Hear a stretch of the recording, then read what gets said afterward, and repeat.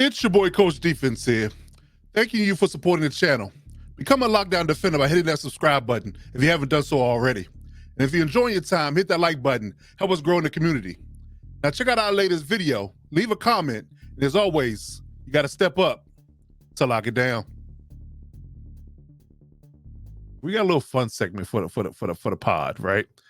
So Coach Curry and I were having a conversation off mic about some teams that have been stockpiling DBs in the NFL, right? Mm-hmm. Which led us to have a debate about who has the best secondary in the NFL. So what we're going to do here is we're going to give our takes on who we feel like has the top 5 secondaries in the NFL going into 2024. Sports talk rankings. So when we think about, now, mind you, this is a caveat to this. Now, people must, when you say secondary points, people think just corner, right? Now, this includes cornerback and safety pairing. So we're talking top 3 cornerbacks and top 2 safeties on their roster and how we rank them, right? And because him and I have vastly different opinions on who we think is best in the group, we're gonna let you hear exactly who we feel like is the best secondaries from our perspective, his and mine. So let's unveil who we feel like is the top 5. Now, outside of one, it's different. Outside of number 1, it gets different, and it gets different fast. His honorable mentions are my tops, and his honorable mentions are my honorable mentions are his tops. So it's interesting. It's interesting. So, real quick, just to break this down. So we both have the New York Jets as the number 1 secondary group, safeties and corners. We both feel like they're the number 1. So for me, I have the Baltimore Ravens at 2. He has, who I think is a very interesting group, and they're up and coming, is the Seattle Seahawks. He has them at 2. So please tell a group, why, if I'm gonna let you go first, why you feel like the Ravens secondary is less than the Seattle Seahawks secondary.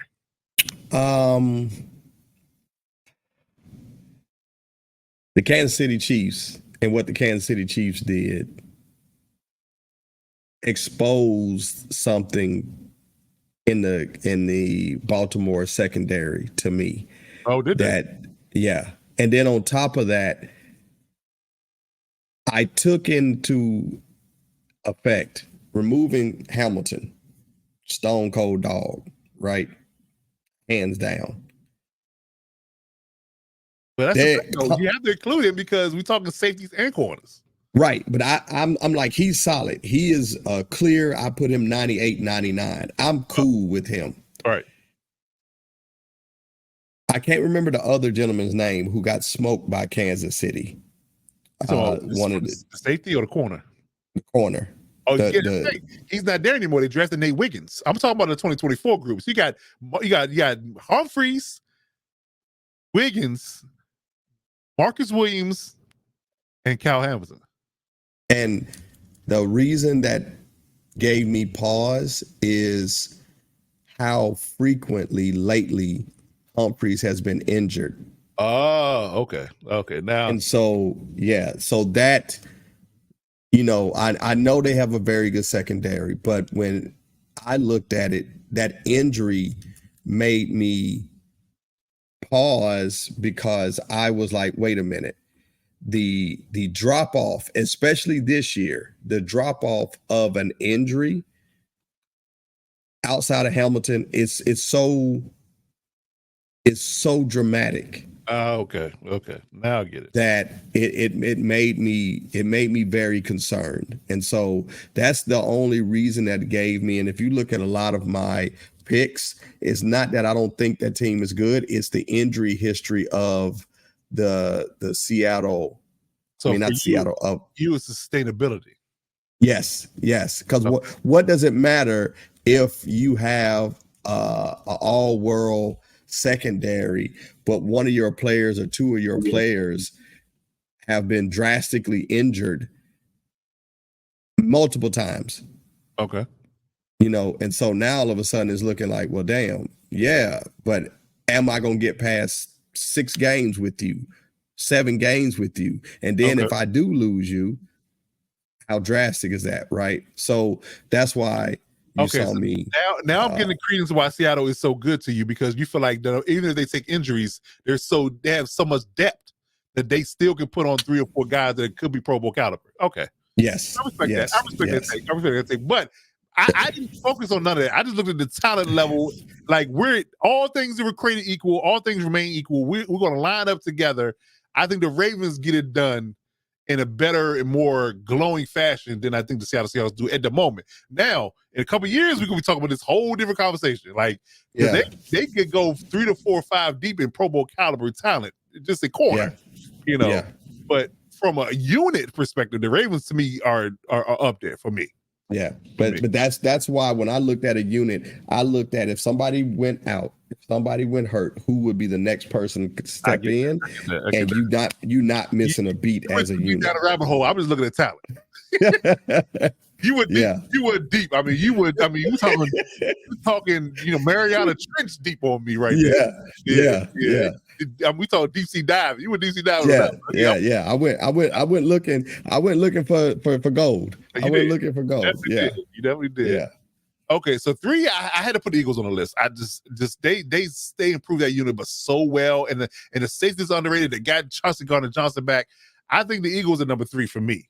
Now, I pushed back on the Chiefs for you because they lost Snead. They lost Snead, so that's a big loss. Now, Jimmy is great, but he's just one man now. He's a one-man man now. So do you really think that the Chiefs are better than the Eagles as a unit? I do. Okay. I do. And the only reason why, main reason is because I love the picks, but those picks are still rookies. That's true. That's respect. And so when I look at the unit that is coming, so much of a good, I can't lose. Like you can't go wrong with Quinyon Mitchell and Cooper DeJean. But I digress. Listen, sorry. You know how I felt. I said glowing and gray reviews. I think the Eagles are a cheat code.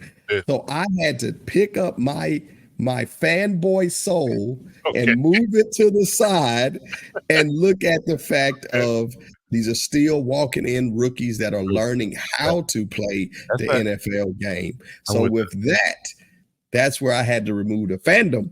Okay. Because I'm telling you, I'm a fanboy when it comes. I just couldn't let it go. The tape don't lie to me. I'm like, Quinyon gonna come in, he's gonna be good.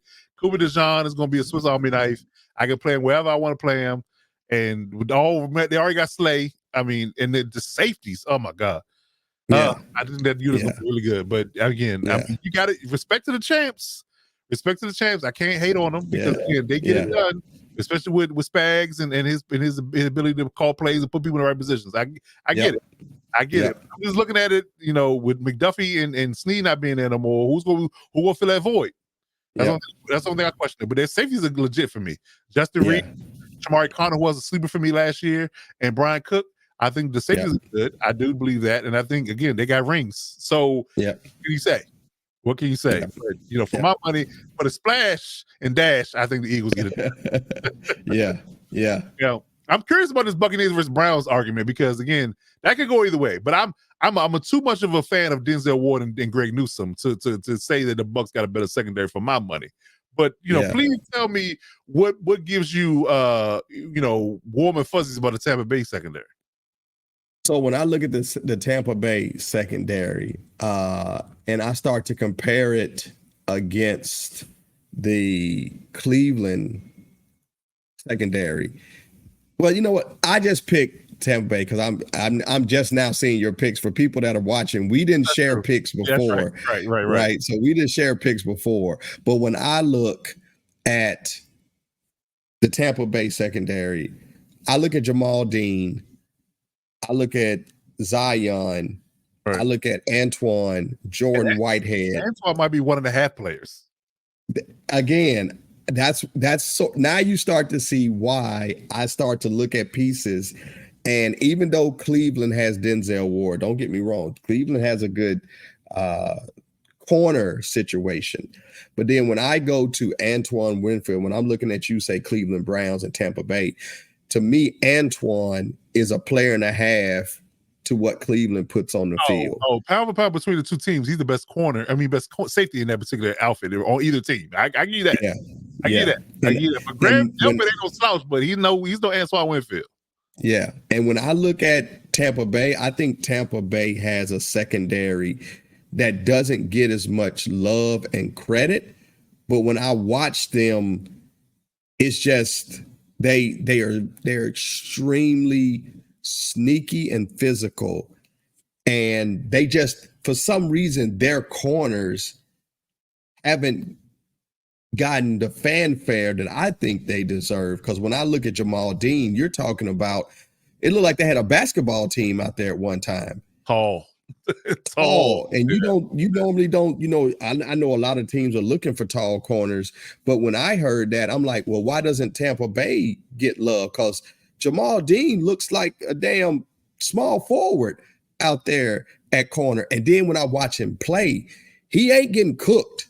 Oh, he's not. Like with his, he has range, he has length.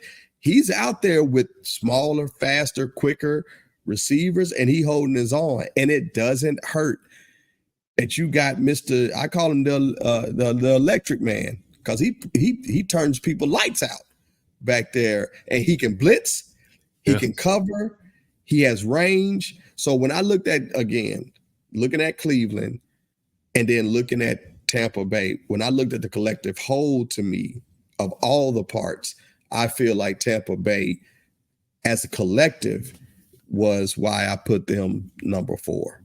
Right.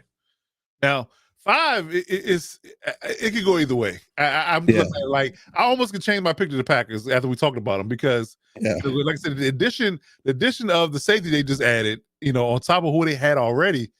Yeah. Because I was enamored, because they lost what's your boy's name? Owens. No, not Owens. The Miami Dolphins lost their corner. Who was the guy? Who was the other corner besides Jalen Ramsey? I can't think of his name. But they lost him. But I guess it's almost like addition by subtraction. They lost him, but they got Jordan Poyer to go along with Javon Holland.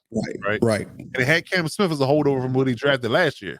Then they got Kendall Fuller. So I'm like, that unit as a whole with that pass rush is going to be legit. But when I look at the Packers, I'm like, man, just talent level wise, like, again, when you fit in that on top of having Javon Bullard there as a rookie, it's a push for me now. I had to really, really deep dive into it. It's a push. I do like my Dolphins pick, but the Packers, they're honorable mention for me. They're definitely 6 on my list, or 5A on my list. For sure. But the Packers definitely got a unit. So that's why. Oh, go ahead. Yeah, so the Dolphins. That's all I was going to say. So the Dolphins. Yeah. Because Xavier Howard is the guy who they lost. Because now when I looked, the Packers, again, very sneaky. You got Stokes, you got Jair Alexander, you got Javon Bullard, but then you got Xavier McKinney, who came over from the Giants, who didn't feel like they could pay him. So when I look at that, it's like, wait a minute. And then from last year, I remember how well Corey Ballentine played. Right. Oh, remember he was sleeping with me. Remember, I put you on the court with him. All that picks he had in the preseason. Yes. Thank you for that. That again, that alerted me. And I was like, oh, okay, who's this sleeper? And then I went in, I'm like, oh, okay. And then Carrington Valentine. Listen, if your backup secondary is named Corey Ballentine and Carrington Valentine, I don't know what it just sounds right to me. For some reason, I just feel like if you got a Ballentine and a Valentine in your secondary and they both CV and CB, I'm like, something going right back there. And both of them can play. So again, but looking to with Xavier McKinney and Javon Bullard, who, if you don't know who Javon Bullard is, you sleeping on an up and coming safety in the NFL. So that's why I put Green Bay at 5. Be good. Yeah, I can go either way. I can put Green Bay at 5. I can put Miami at 6, or vice versa. I can go either way. Yep. I think both of you are going to be really good. I think both of you are going to be really good. And as far as positions, I had the Seahawks, like you had at your list. I had the Packers. The Texans, for me, is going to be a good unit, and it was the Patriots. Still love Christian Gonzalez and what they're doing out there. I don't know what much they're doing from an offense perspective, but I know their defense is going to be good in the secondary. Right. And you had the Falcons, the Ravens, the Texans, and the 49ers as all the missions for you. Yeah. When I put this on social media, I know DK is gonna have a fit with you putting the 49ers on your list as honorable mention. I ain't got them on my list at all. Yeah. At least they made my list. I know, ain't make my list at all. Again, I don't. I mean, they got the one corner and they got the one safety. That's it for me. Everybody else is they just okay. I think they really Yeah. get by that pass rush in their linebacking core. I think that's where they really make their money at for me.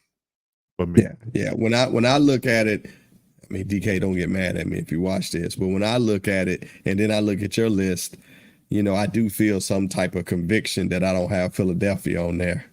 Yeah, you did good. You did good. You did good. I kudos. I just knew you were going to put them on the list. I was going to be two. That the Jets won them two. I had to remove my fanboy. It was difficult. It was difficult. I guess I couldn't do it. I'm still in love with who they got. I thank you for filling in for us by you doing it, because it gives. I'm living through you by you having Philadelphia on there. I'm like, okay, hey, if neither one of us would have had it, I'd have been like, nope, that ain't no way that neither one of us would have on there. Invalid. Yeah, invalid.